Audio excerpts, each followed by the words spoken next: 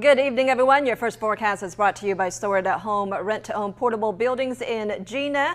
Today, we did have a cold front push in. It brought some rain. That cold front will be stalled out to our south and then eventually lifting to the north. And so we do have the possibility of a few thunderstorms tomorrow. Temperatures, though, will start off around 69 degrees, partly cloudy skies, and then increasing cloud cover through the day. We do have the possibility of showers and thunderstorms, especially in the latter part of the day. And we have more rain chances in your 7-day forecast. We'll have details on that on ABC 31 News.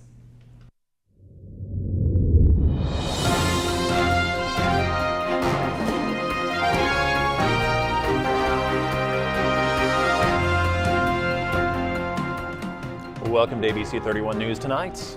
I'm Scott Beadle. It is Election Day around the country and right here in Louisiana. Residents have been out and about today casting their votes. The polls opened at 6 a.m.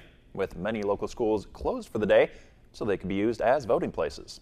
Locally, 3 candidates, Jeff Hall, Catherine Davidson, and Kay Miguels, are seeking the position of mayor of Alexandria. And state races on the ballot include Secretary of State and 5th Congressional U.S. Representative. You can tune in tomorrow evening for those complete election results. Today's Rotary Club program was presented by club member and local attorney Michael Tudor. With it being Election Day, Tudor's program topic, In the Line of Fire, the American presidency, focused on the assassinations and attempted assassinations of former U.S. presidents. It's Election Day, and I thought it was timely to bring attention to the fact of how many American presidents have been subject to attempted assassination. It's a daunting job, and I think we're maybe not sympathetic enough to them, their family, the staff, the friends around them, of how dangerous the job has been through history. And I think we need to cut them some slack, whether you're red or blue or Republican or Democrat, and give some respect to actually the bravery, to some degree, it takes to take on that office, knowing what the threats are. And I just thought it was a good day to recapitulate. Next week's Rotary Club program will feature Paul Price, who serves on the Board of Supervisors for Louisiana's community and technical colleges. His topic will be the commemoration of the 55th anniversary of the Kennedy assassination. The ladies behind the Hidden Figures story continue to inspire decades later.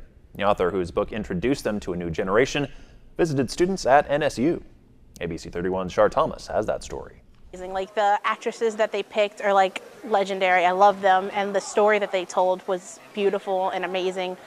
Hidden Figures author Margot Lee Shatterly stopped by NSU to share the untold story of 3 African-American women who were instrumental in helping NASA send America's first astronaut into space. Margot captivated the audience by telling what inspired her to write about the unspoken history in NASA that later premiered in theaters worldwide. While writing Hidden Figures, Margot was offered an opportunity of a lifetime. So what happened is the movie people optioned my book proposal. I was actually still writing the book when they optioned it. And I was a consultant on the movie, and I was also an executive producer of the movie. So I wasn't on the set every day. That was not my involvement. But I was involved in shaping the story and then in promoting the movie after it came out. 8 years later, the book and the movie still resonates with many, leaving its mark on the world. She's a really good role model, and it really just helps me get through my day and just makes me be confident in myself and just know that I can get through things without the help of anybody. I mean, I can push myself through anything. In Natchitoches, Shar Thomas, ABC 31 News. The Cenla area is preparing for the most wonderful time of the year. The 4th annual Alex Winterfest will begin on November 29th in downtown Alexandria. This year's Winterfest will bring back all of last year's fun activities with a few minor changes. We'll kick off with the ice rink, of course, on Thursday night going into Friday. We'll start that afternoon, and we'll have some music going into, we'll have our snow back this year. We'll have a few other additional items. Carriage rides, of course. We'll have Choo Choo Alex there. Atwoods is not going to be doing their Frosted this year on Thursday.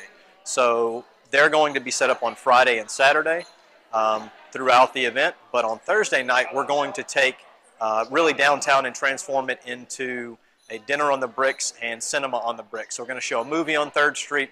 We're going to open it up really to a bigger dinner on the bricks, encourage people to come out, enjoy the weather, enjoy the music, ice skate if you have a chance, eat some great food from a bunch of our local vendors. Don't forget about Indie Village. They'll have plenty of things going on Thursday all the way through Saturday as well. Winterfest will have something for the whole family to enjoy all weekend. You can find out more about the music performances, activities, dates and times on the Alex Winterfest Facebook page or the City of Alexandria website. Well, November is a huge month for the Alexandria-Pineville area, and Savage of CVB stopped by to fill us in. I was amazed last month with all the events that we've had ever since I've started. I don't know how you guys keep up with all these things, but November is another big month for Alexandria-Pineville. Coming right out the gate, what do you have? So the big event that we have a couple in this first full weekend of November. The Sugar Day happening at the Kent House Plantation. It's the 25th annual, and I haven't been to this day, but I have been to Kent House and seen where they make the sugar. So it sounds like such a fascinating event to see the 1840s recreation of how they do it. They're also going to have music, arts, crafts, children's activities all day. And there'll be the blacksmith workshop will be open, as well as the fiddle makers will be out there. So lots of cool educational opportunities for families and anybody, really. Great educational process. I mean, sugar doesn't come in a 5-pound bag, does it? Right, exactly. It goes through quite the process, and you get a lot of things along the way. If you don't want to miss out on these events, visit the Alexandria-Pineville CVB Facebook page. The seafood industry is big business in Louisiana. Food scientists with the LSU Ag Center are looking for ways to enhance the quality of seafood and to extend its shelf life. LSU Ag Center reporter Craig Gautreaux has this report from Lafayette. Louisiana is known for both the quantity and quality of its seafood. A current problem for shrimp producers is black spot, an enzyme reaction that causes black spots to appear on the shell of the shrimp. It's basically quality. It doesn't affect the safety of the product. It's just that the consumer will see these black spots and it's not very appealing. LSU Ag Center food scientists are evaluating the effectiveness of a compound derived from kiwis in reducing black spot. They are also examining different packaging techniques to extend the shelf life. We are also trying different packaging technologies, reducing oxygen in the package to reduce also the enzymatic reaction to happen.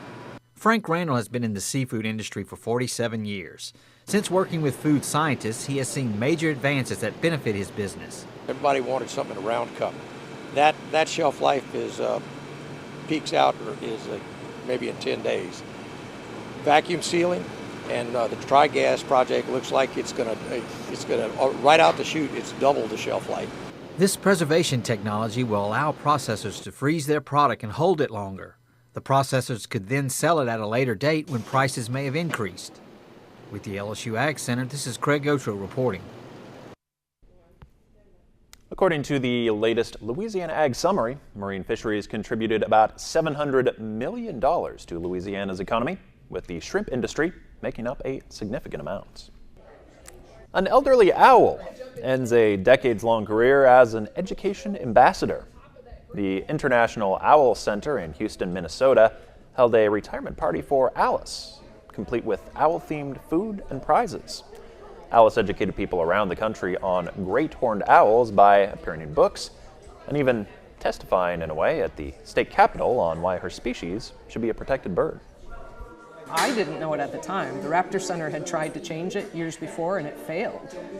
Thank goodness I didn't know that, so I worked with Representative Ray Cox out of Northfield to get that changed, and it passed unanimously. So she actually testified up in front of the House and Senate Environment Committees in 2005. Alice has some arthritis that led her to retire, but she will continue to live in Minnesota with her trainer. I wonder when they decided that she was elderly. I mean, at what age did they decide that owl was going to be elderly? I don't know what the typical life expectancy is for an owl, so. But she has arthritis, so I guess she just can't perform anymore. Yeah, just let her enjoy her golden retirement. years. Yes, for sure. Well, Kim, how are we looking on our forecast? Well, we are going to see another warm day tomorrow with temperatures around 78 degrees. We do have the possibility of rain, though, and then those temperatures will start to dive slowly but surely. 63 on Thursday, dropping down into the 50s Friday and Saturday, and then down into the 40s on Sunday. But overnight lows will be down into the 30s, so it's going to be quite cold this weekend. Yeah, that's Sunday. It doesn't look great. No. All right, thanks, Kim. Thanks for watching. Have a great night.